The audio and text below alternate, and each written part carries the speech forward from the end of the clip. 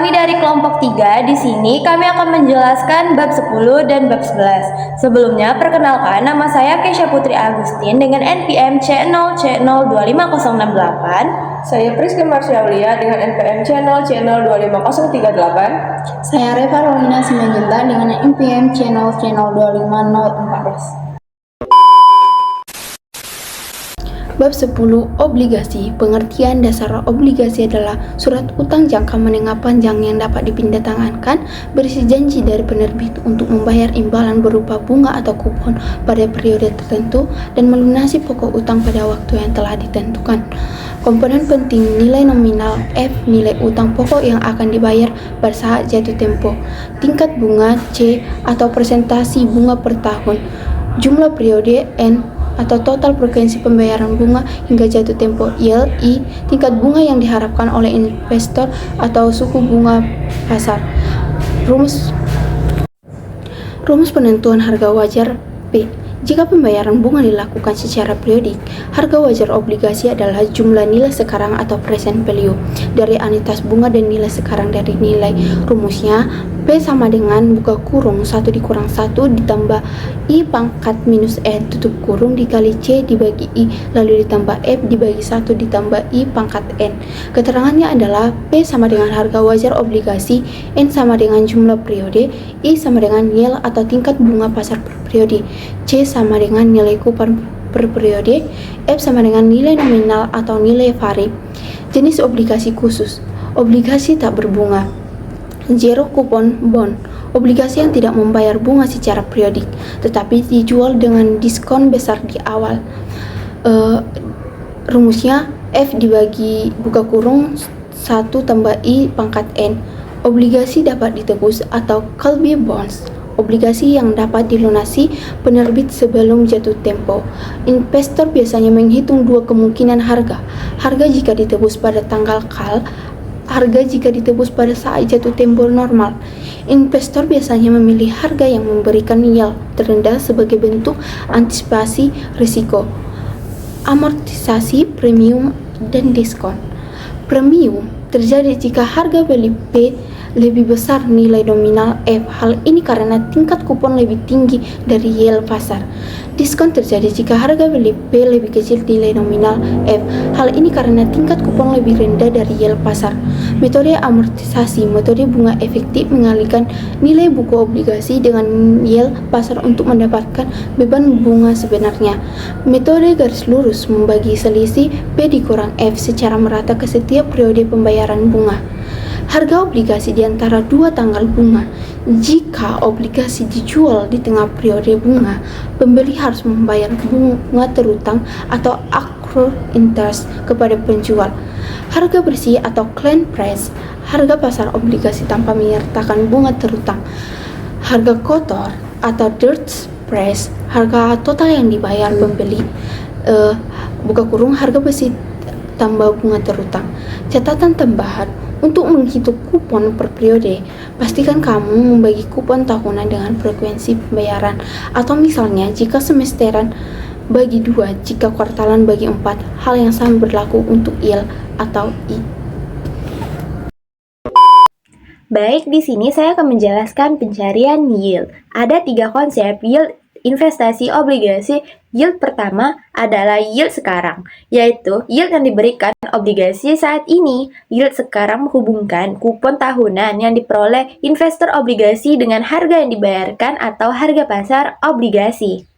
Lalu yield kedua adalah yield hingga tanggal penebusan. Yield ini hanya ada dalam obligasi yang dapat ditebus. Adanya hak yang ditebus oleh admin ini merugikan investor karena obligasi yang akan ditebus jika tingkat bunga untuk obligasi korporasi sama dengan harga pasar yang lebih rendah. Katakan karena merendahnya inflasi dan bunga acuan, yaitu bunga BI Bank Indonesia. Kenyataannya tidak semua obligasi dapat ditebus emitennya, namun semua obligasi mempunyai tanggal jatuh tempo. Oleh karena itu, yield yang paling penting adalah yield yang ketiga, yaitu yield to maturity atau YTM.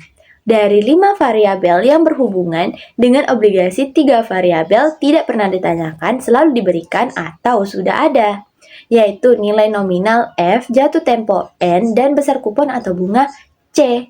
Untuk dua variabel terakhir, yaitu variabel keempat dan kelima, satu diberikan dan satu lainnya akan dihitung. Maksudnya, variabel harga P akan dapat dihitung jika yield atau YTM bersama tiga variabel lainnya diberikan. Demikian juga, variabel yield I akan dapat dihitung jika variabel P bersama dengan tiga variabel lainnya diketahui. Jadi, 4 variabel selalu akan diberikan dan kita diminta menghitung variabel yang kelima. Variabel kelima selalu harga P atau yield I. Inilah topik utama untuk soal dan perhitungan dalam obligasi. Cara perhitungan yield ada dua metode. Persamaan ini didasarkan pada pemahaman bahwa yield itu terdiri atas dua bagian, yaitu kupon dan capital gain. Inilah alasan utama yield jauh lebih penting daripada kupon, karena yield itu sudah total, sedangkan kupon itu baru kas yang diterima. Kupon obligasi ini seperti dividen dalam investasi saham atau pendapatan sewa dalam investasi properti. Jika sebuah yang dibeli pada nilai nominal dan dipegang hingga jatuh tempo, tidak ada capital gain atau capital loss, sehingga yield akan sama besar dengan kupon. Jika obligasi dibeli dengan diskon, yield akan lebih besar daripada kupon karena adanya capital gain. Ingat, saat jatuh tempo, obligasi akan dilunasi pada nominalnya atau 100%. Sebaliknya, jika obligasi dibeli dengan premium, yield akan lebih kecil daripada kupon, karena investor harus membayar lebih besar daripada 100, tetapi hanya akan menerima 100 saat tempo atau mengalami capital loss. Ilustrasi sederhananya adalah obligasi bertenor 10 tahun dengan kupon 12%, PA yang dijual dengan diskon adalah obligasi bertenor 10 tahun itu sebesar 15% akan memberikan yield sekitar 13,5%, yaitu 12% dari kupon dan 1,5% per tahun dari capital gain, yaitu 15% dibagi 10 tahun, sementara itu obligasi bertenor dan berbunga yang sama dijual dengan premium 5% hanya memberikan yield 11,5% karena adanya capital loss 0,5% per tahun. Pendekatan sederhana seperti ini jauh dari akurat karena capital gain 1,5% per tahun dan capital loss 0,5 per tahun di atas menggunakan asumsi harga beli 100% karena kenyataannya adalah 85% dan 105% menggunakan harga beli 85% dan 105% juga kurang tepat karena harga akan menjadi 100% pada harga beli tersebut. Nah, pada saat jatuh tempo yang lebih tepat adalah menggunakan harga rata-rata antara 85% dan 100%, 92,5% dan 100%, serta 100% dan 102,5%. Materi selanjutnya adalah bab 11 dengan judul adalah saham. Yang pertama, itu ada saham tidak membagikan dividen. Jadi itu perusahaan yang sahamnya tidak